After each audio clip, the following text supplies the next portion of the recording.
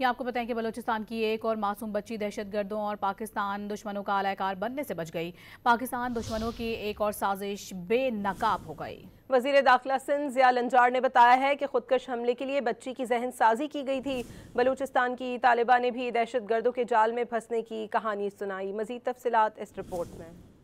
وزیر داخلہ سندھ ضیاء لنجار نے کراچی میں پریس کانفرنس میں بتایا کہ سوشل میڈیا کو بطور ہتھیار استعمال کیا جا رہا ہے۔ بلوچ طالبہ کی ذہن سازی کی گئی کہ وہ خودکش حملہ کرے۔ ریاست مخالف عناصر BLA نے بچی کو خودکش حملے کے لیے استعمال کرنا چاہا۔ پاکستان دشمن عناصر ہمارے ہی بچوں کو ہمارے خلاف استعمال کرنا چاہ رہے ہیں۔ آپ میرے پیچھے بچی دیکھ رہے ہیں، ان کو کچھ جو اینٹی اسٹیٹ عناصر ہیں انہوں نے ذہن سازی کی، مختلف حربوں کے ساتھ سوشل میڈیا پر ان کو کانٹیکٹ کیا، پھر اپنے گروپ میں اس کو ایک مخصوص گروپ تھا واٹس ایپ کا، اس میں ان کو شامل کیا۔ تنظیم ہے، انہوں نے اس کو ان کی ذہن سازی کی تاکہ یہ ان کے لیے کام کر سکے۔ دہشت گردوں کے جال میں پھنسنے والی بلوچ طالبہ نے بھی اپنا احوال سنایا۔ ویڈیو بیان میں کہا کہ رابطہ کار نے مجھے نفرت انگیز مواد دیا، میرے ذہن میں یہ بات ڈالی گئی کہ جان دینا ہی سب سے بڑا مقصد ہے۔ اب مجھے سمجھ آ گیا کہ میں تباہی کی جانب جا رہی تھی۔ میں سوشل میڈیا استعمال کرتی تھی اور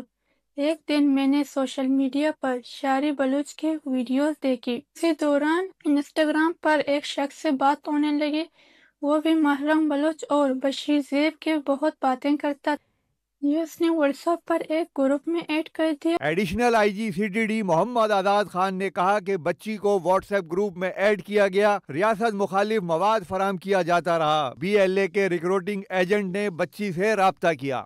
یہ بچی عام بچوں کی طرح موبائل اور سوشل میڈیا استعمال کرتی تھی، جیسے بالکل آپ کے اور ہمارے بچے استعمال کرتے ہیں۔